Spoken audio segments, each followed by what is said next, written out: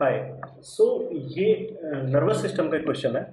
Which of the following is the most appropriate addition to the care plan of a patient with Bell's palsy. ठीक है, यानी कि bells palsy का हमारे पास में पेशेंट है, उसके केयर प्लान में हमको कौन सी चीज एसेंशियली ऐड करनी है, यानी कि अवॉइड नहीं करनी है।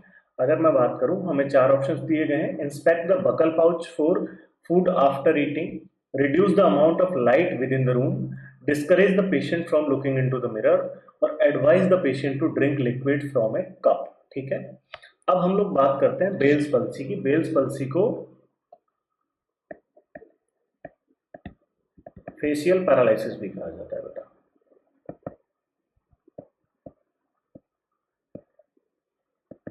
सबसे इंपॉर्टेंट चीज क्या है, इंपॉर्टेंट कैरेक्टरिस्टिक ये है कि ये यूनिलेटरल होता है, यानी कि चेहरे के एक तरफ में देखने के लिए आपको मिलेगा। फेशियल मसल्स होती है, उनके अंदर वीकनेस आ जाती है, फिर वो पैरालाइज हो जाती है। ठीक है, कॉज की अगर मैं बात करूं तो सबसे इंपॉर्टेंट ये है कि ये मोस्ट कॉमनली अननोन कॉज होता है।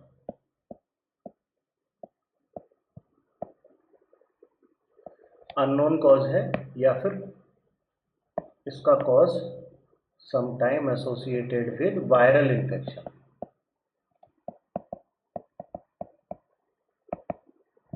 ठीक है, होता क्यों है? पैथोफिजियोलॉजी की अगर बात करूं, इन्फ्लेमेशन और injury to seventh cranial nerve.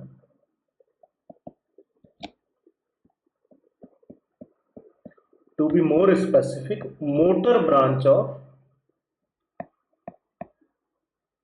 Seventh cranial nerve, यानी कि जो फेशियल नर्व है उसकी मोटर ब्रांच के अंदर इन्फ्लेमेशन या फिर इंजरी होने की वजह से हमें फेशियल पैरालिसिस देखने के लिए मिलता है। ठीक है, मोस्ट कॉमनली अननोन कॉज होता है, लेकिन कभी कभी वायरल इन्फेक्शन के साथ में देखने के लिए भी मिल सकता है। अगर यहां पर हम लोग डिस्कस करें साइन एंड सिम्टम्स के बारे में कि फेशियल पैरालिसिस, तो आपको एक चीज पता लग गई कि फेशियल पैरालिसिस होगा, इसके साथ साथ में कौन से साइन और सिम्टम्स देखने के लिए मिलेंगे। सबसे पहले पेन। पेन की अगर मैं बात करूं तो ईयर के एरिया में आपको पेन देखने के लिए मिल सकता है, ईयर और आई में भी आपको पेन देखने के लिए मिलेगा। दूसरा, inability to express the feelings. Person जो है इसमें अपनी फीलिंग्स को एक्सप्रेस नहीं कर पाएगा, क्योंकि जो फेशियल एक्सप्रेशन है उसका एक बहुत इंपॉर्टेंट रोल होता है फीलिंग्स एक्सप्रेस करने में। तो यहां पर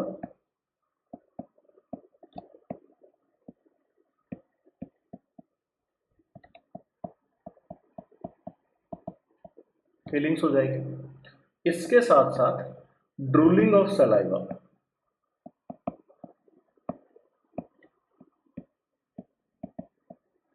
जो मुंह है वो प्रॉपरली बंद नहीं हो पाएगा, जिसकी वजह से क्या है, सलाइवा की ड्रूलिंग होगी, सलाइवा मुंह से हमेशा बाहर आता रहेगा।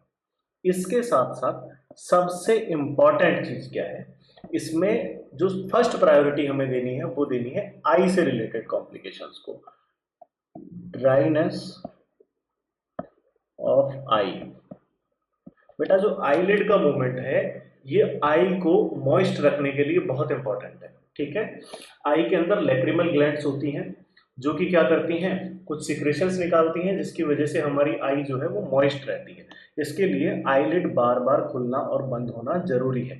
इसके साथ साथ जो आईलिड है वो क्या करती है, प्रोटेक्टिव फंक्शन देती है किसको, आई को। अब जब यहां पर आईलिड जो है वो प्रॉपर काम नहीं करेगी, क्योंकि वो कुछ हद तक सप्लाइड होती है किससे, फेशियल नर्व से।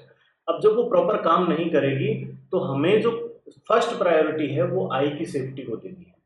कैसे?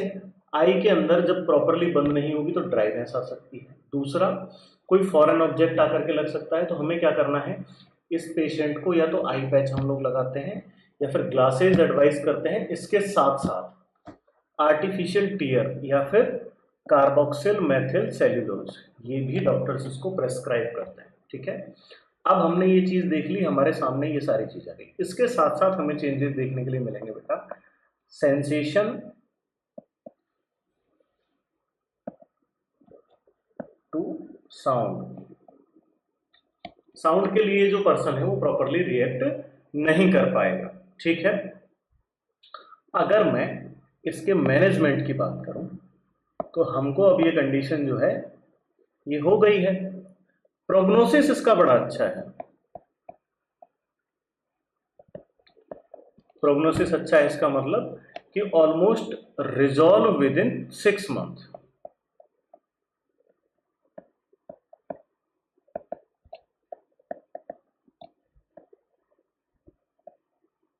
यानी कि ये कंडीशन अपने आप 6 महीने में ठीक हो जाती है। इसके साथ साथ हमें कुछ मेडिकेशंस की जरूरत पड़ सकती है।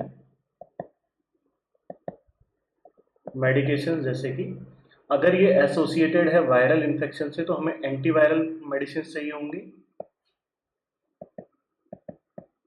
इसके साथ साथ कुछ स्टेरॉइड्स की भी रिक्वायरमेंट होती है। अब मेडिकेशन भी हो गई, इसके साथ हमें क्या देना पड़ेगा, पैरालिसिस है तो फिजियोथेरेपी।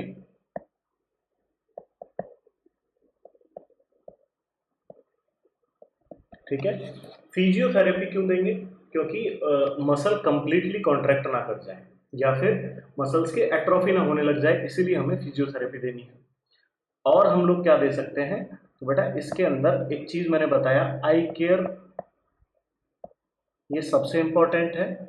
इसके साथ साथ पेशेंट क्या है, वो प्रॉपर डाइटरी इंटेक नहीं कर पाता है। जब भी पेशेंट को फेशियल मसल पैरालिसिस होगा, आपकी च्यूइंग से लेकर के डिग्लूटिनेशन तक हमें फेशियल मसल्स की ज़रूरत पड़ती है, ठीक है। जब इनके अंदर वीकनेस आ जाएगी तो हमें कुछ प्रैक्टिसेस के अंदर चेंज करना पड़ेगा ताकि जो पेशेंट है वो प्रॉपरली अपनी डाइट ले सके। जैसे कि अगर मैं बात करूं, पेशेंट को यहाँ पर डायरेक्ट कप से खाना जो है या फिर कप से सिप करना अवॉइड करना पड़ेगा, क्योंकि वो जो है प्रॉपरली वो नहीं कर पाएगा। हमको फर्स्ट प्रायोरिटी देनी है स्ट्रॉ फीडिंग, ठीक है। देखिए सबसे पहली बात तो ये है कि इसके अंदर जो लिक्विड फूड है वो मोस्ट कॉमनली आपको अवॉइड ही करना है। हमें सेमी सॉलिड फूड्स ही पेशेंट को देने हैं जो कि स्पिल आउट ना हो जाए, बाहर की तरफ फैले नहीं। रनी फूड पेशेंट को नहीं देना है। दूसरा, अगर जैसे पेशेंट को पानी पीना है तो उस टाइम पे हम उसको एडवाइस करेंगे कि उस पेशेंट को क्या दिया जाए, एक स्ट्रॉ दी जाए। स्ट्रॉ भी अगर नहीं दी जाए तो कई, या तो एक वाइड क्रीज का, ठीक है, एक ऐसा कप जिसका जो ऊपर का मुंह है वो ज्यादा खुला हुआ हो वो, या फिर एक ऐसा कप जिसके अंदर नोच हो, ठीक है, जिसके अंदर एक किनारा बना हुआ हो, एक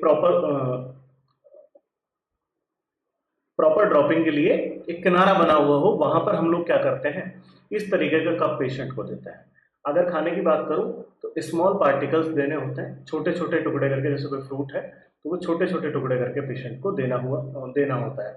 इसके साथ साथ कभी कभी क्या किया जाता है, टेप का भी यूज किया जाता है या फिर इस तरीके से उंगली रखी जाती है, ठीक है।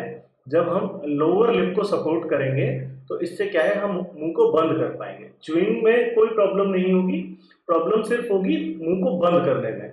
अगर पेशेंट मुंह को बंद नहीं कर पाएगा तो वो क्या होगा, प्रॉपरली उसको मुंह को अंदर नहीं रख पाएगा खाने को, ठीक है।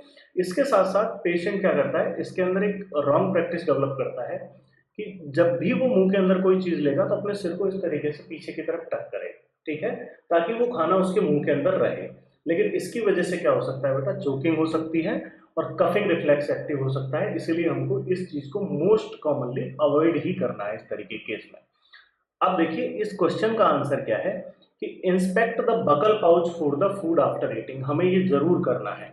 क्यों करना है, क्योंकि ये इन्फेक्शन को कॉज कर सकता है और इस क्वेश्चन का करेक्ट आंसर भी यही है, ठीक है, कि जब भी पेशेंट एक मील लेगा उसके बाद में हमें उसकी पूरी ओरल कैविटी चेक करनी है कि उसके अंदर कोई फूड पार्टिकल रह तो नहीं गया, ठीक है।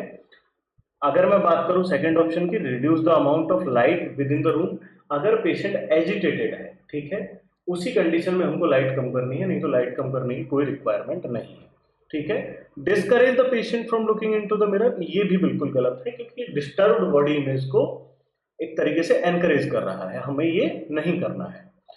अगर मैं बात करूं advise the patient to drinking liquid from a cup, तो ये भी ऑप्शन गलत है। हमें एनकरेज करना है पेशेंट को स्ट्रॉ से लिक्विड्स लेने के लिए, ठीक है। सो करेक्ट आंसर क्या है कि हमको पेशेंट जब भी मील लेगा उसकी बकल कैविटी को क्या करना है, इंस्पेक्ट करना है, किसके लिए, रेसिडुअल फूड पार्टिकल्स के लिए।